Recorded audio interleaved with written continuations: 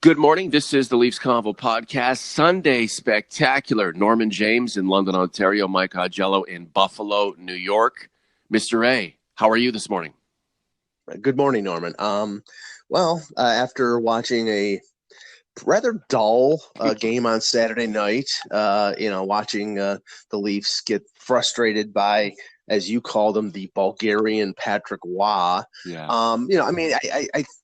It was a good effort, but it's sometimes goaltenders just have another team's number, and I have a feeling since Henrik Lundqvist has always been somebody that has had trouble with Toronto for the next few years, as long as Alexandar Georgiev is around with the Rangers, we're going to see him every time the Rangers play Toronto. It was a fun thing to watch. I have no problem with Leafs getting frustrated or gripping their sticks too tight or dropping F-bombs after missed chances. It shows there's passion. It shows there's emotion.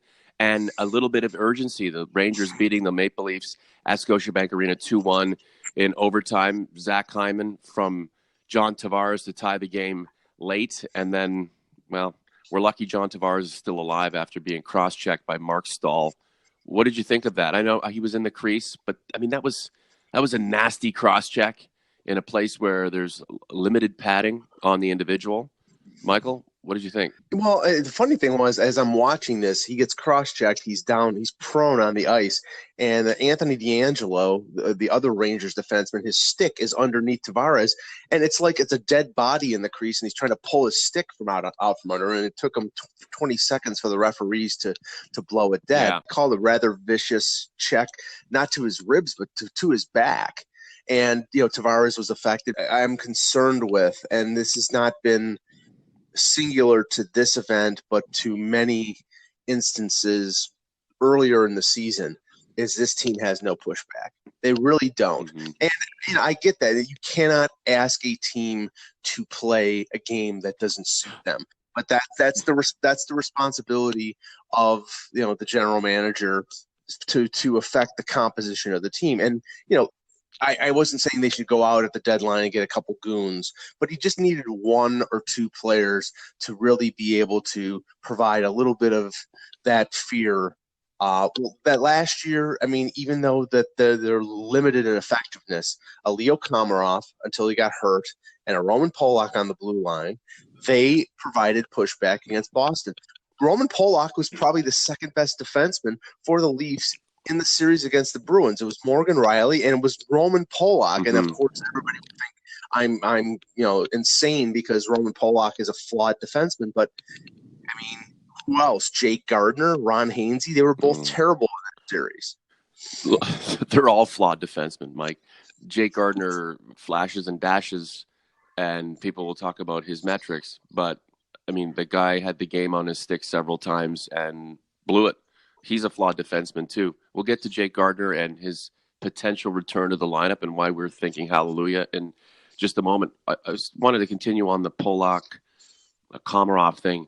The Leafs need players like those at a higher level. They need players who bring that essence, who bring that spunk, who bring that type of game, but they need guys who are a little bit younger and who can be a more integral part, a more cohesive part to what the Leafs are trying to do going forward. So we talk about pushback. There's nothing wrong with having physical pushback. Anyone who thinks that physical pushback has to do with being a Neanderthal or not understanding today's game, please quit. Stop liking hockey because whoever you're getting that information from is leading you down the wrong path. Now, the pushback being the power play, that's fine.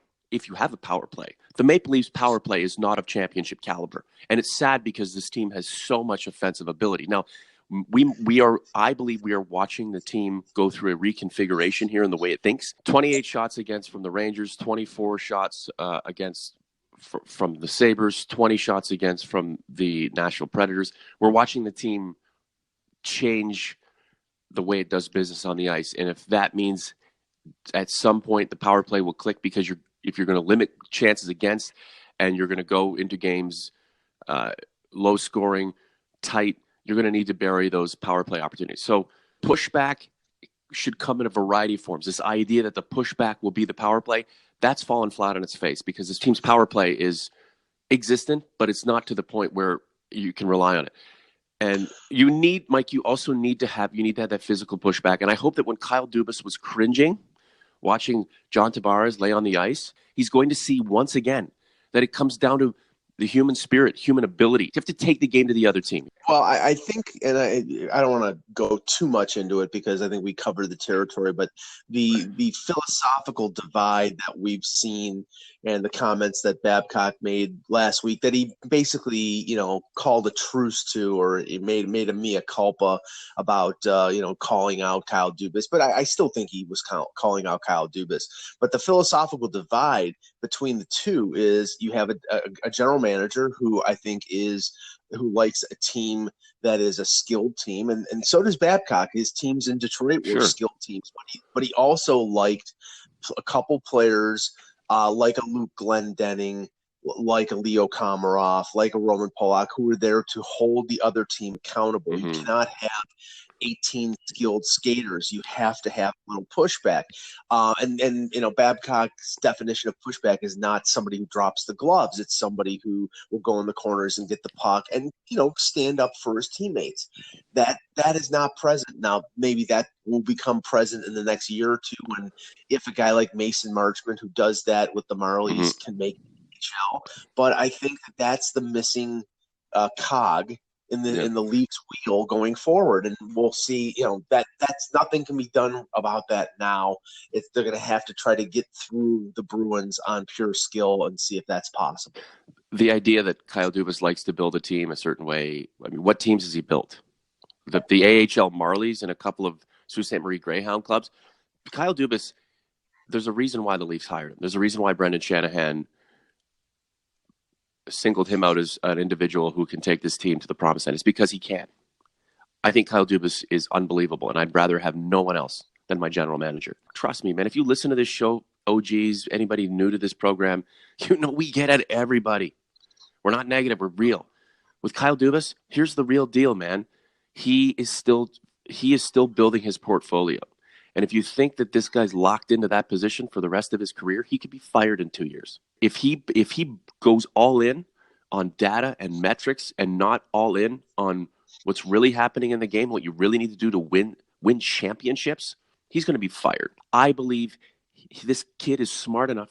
Excuse me, I shouldn't call him a kid. This gentleman is smart enough to see what's happening right now and realize that they need things that a lot of his constituency might feel are ugly, but are required to move forward and win a Stanley Cup. And Mike, I'd love to see the Leafs surprise everybody and go on a crazy run here. But part of me wants to see Tampa. Part of me wants to see Tampa just destroy everyone with reckless abandon, with determination. And they will show you that they can up their game physically a notch or two when it comes time to the playoffs. So we can see, so the Maple Leafs and the fan base here and converts and OGs can see what it actually takes to win that Stanley Cup and be encouraged, because the Leafs are a lot closer to becoming the next Tampa than being what they were for decades and decades. Well, I mean, to your point, Tampa is a high skilled team that has as their number one defenseman a guy who's 6'7" and doesn't get pushed around. So Hedman is a difference in terms of a factor with them. And they're also, and I use this term a lot, they're hardened by the crucible of multiple failures in the playoffs. Yes. And they've got to the Stanley Cup final. They've been to a conference final. These guys are experienced. They know that to win in the postseason, they have to step it up. Not only effort-wise, but sometimes physically as well, and push back. Guys like Tyler Johnson and JT Miller, they will, rip your heart out if they have to. Yes. So, I mean, I think that, players on the Leafs are capable of doing that. But right now, like I saw some physicality out of Austin Matthews in the game last night that I hadn't seen before. He really, in his career, hasn't thrown a check, because he doesn't have to. He's just big and he's strong and he doesn't have to. But he threw a couple checks yesterday. We don't, Mike.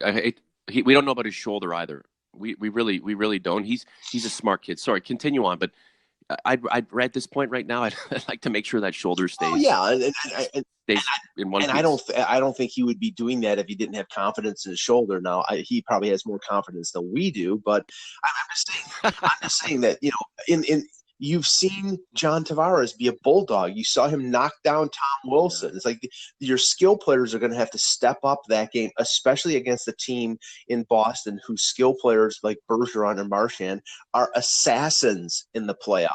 So that will be the test for this team when they get face to face with the Bruins on April 10th.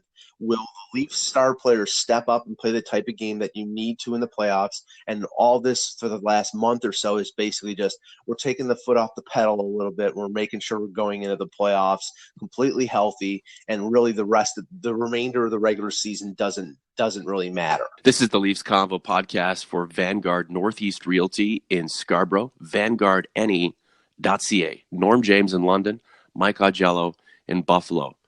You don't start game 1 of the playoffs and get through game 28 or win 16 in the same fashion. Every game is a battle. Every game is a incredible struggle. Every series takes on a different complexion. And I think that's what people have to understand.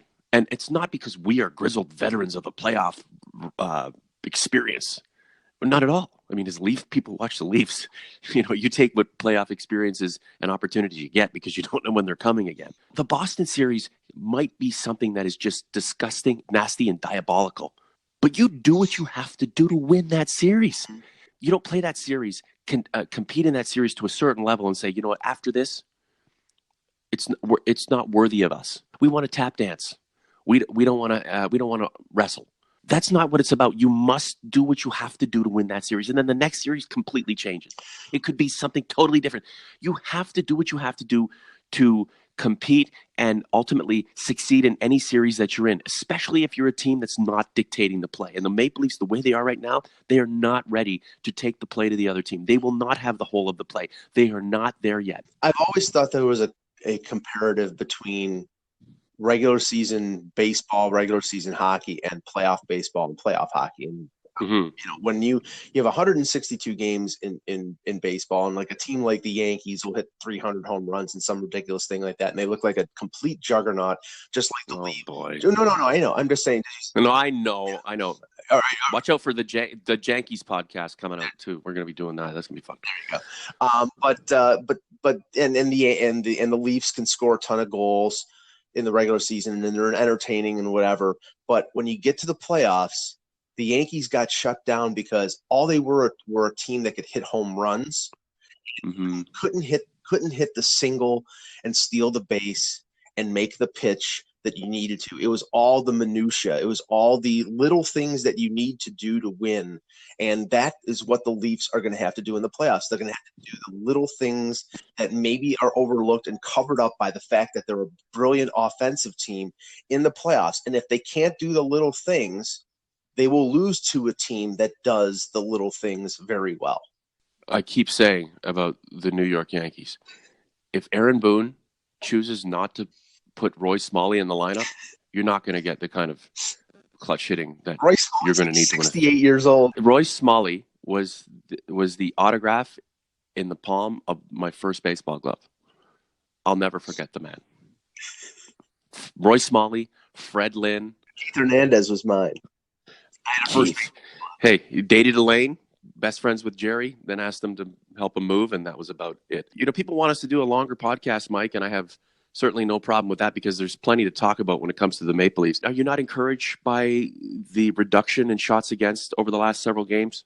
Or because there is a bit of a pattern here, and even going back the past month, other than that sideshow with Tampa, Ottawa, the Flyers and stuff, the Leafs weren't giving up much more than 3 goals a game. Now, they were giving up plenty of shots against. Just recently, though, 20 shots against, 24 shots, 28 shots. So there's a pattern here that I hope that they can continue, whether they win many games down the stretch here. I like that going into the playoffs, don't you? Well, I do, but I also, of course, me being the master of the glass is half empty, the concern that I have is in those games, 2 goals against, no goals against Nashville, 4 goals against a non-playoff Buffalo Sabres team, and 1 goal against a non-playoff New York Rangers team. So they've shut it down defensively, but at the cost of their offense. I know, but The offense is there. We know the offense is there. This team can score. It's proven that it can score. We Yes. know it can score. It's not like you have to exhume a an era or a period of the season that we loved, but seems far beyond now. This team can score. We know it can. The team just can't play could not play defensive minded, defensively philosophical hockey. Now it is, and is that not a good sign going into a series with Boston? The pushback and all that stuff. If they get run over, they get run over. But would you rather not this team go into the third period with Boston at a 2-2 clip or down 1-0, but tight and smart and fast, as opposed to giving up 3 and then coming back to tie it, then giving up 2 and then just turning it into like a fucking roll of the dice? If you have to prove that you could walk and chew gum at the same time. And honestly, right now in Game 7, if this team right now, as currently constructed and playing the way that they are, is up 3-1 or dare I say it 4-1, Leaf Nation will be scared shitless because Attaboy. Yeah. because of how they play defensively. I mean, yes, they can play defensively like they have the last few games, but I don't know if they can shut down Pasternak, Bergeron, and Marchand. I don't know if they can, if they can kill power plays when the pressure is at its best in Game 6 or Game 7. That those are the questions that won't be answered until we're there. So that's it. Did you ever watch Trailer Park Boys? I have not. Did you ever watch that Sarah McLachlan Junos on your DVR? I did. It was wonderful. Is she not breathtaking or what? Yes, of course she is. Anyway, back to Trailer Park Boys. Jim Leahy, the guy, John Dunsworth, R.I.P. Love that man forever. But he's always wanting to get rid of Ricky and Julian and Bubbles, and he's always trying to figure out a way to finally catch them in the act. And one day he went in and told them, he's like, you know what, boys, I'm collecting paperwork. One of these days I'm going to have you kicked out of this park. Kyle Dubas is collecting paperwork, I hope. Data and just an impression of this team as it is that he will be able to use as the basis, the construct going forward. This is an opportunity now to see what the Leafs have, what the Leafs need to continue going forward, and what the Leafs could probably benefit from disposing of in terms of what makes sense to be a winner. So you talk about, well, the team is going to buckle like a cheap tent when the chips are on the line and they're either leading or trailing Boston. It's nice that they've reduced the shots against, but where's the goal scoring? The power play, what's going on with that? Marchand's going to be a little jerk. Chara's going to run people over, and the Leafs will just sit there and be passive aggressive, like people on social media, right? So the thing is, we're going to see all that play out, if that's indeed what transpires between now and whenever the season's over. And we're going to see it all play out. This is good. This is good. It's all in the theater. We can see everything that happens. And if Kyle Dubas is doing his job, if Mike Babcock's doing his job, if the scouting crew is doing his job, if Brendan Shanahan is doing his job, they will take what we have now and they will make it better for the next run to come. Because remember, this team is, when you look at the big picture, on the ascent. It's what happens now. How do you feel about it? How do we embolden, empower what we just saw to make our next step appreciable and bring us that much closer to the ultimate goal, and that's winning a Stanley Cup? Mike, last word to you. Well, I think the encouraging thing, and again, with the loss, they're 7 points behind Boston. So I would think that Mike Babcock and the Leafs coaching staff and their medical staff would maybe take the foot off the pedal a little bit with Frederik Andersen and give him a little more of a rest before the playoffs. There was some encouraging news regarding Travis Dermott skating more this week, getting involved in the in practice with a non-contact jersey and the appearance of Jake Gardner on the ice skating. Now it's a couple weeks before the playoffs, so that's consistent with slowly ramping up his conditioning to be ready to maybe get back in the lineup before the end of the regular season. So if Dermott and Gardner can get back in, that gives the Leafs a better chance of at least moving the puck offensively, and not having a Martin Marincin or Justin Hall or Igor Ozaganov in the lineup when it comes playoff time. Wow, Boston a plus 44 now, eh? 3 goals better in the differential column than the Maple Leafs. The Leafs 264 goals for. So look, the Leafs can score. We know they can score.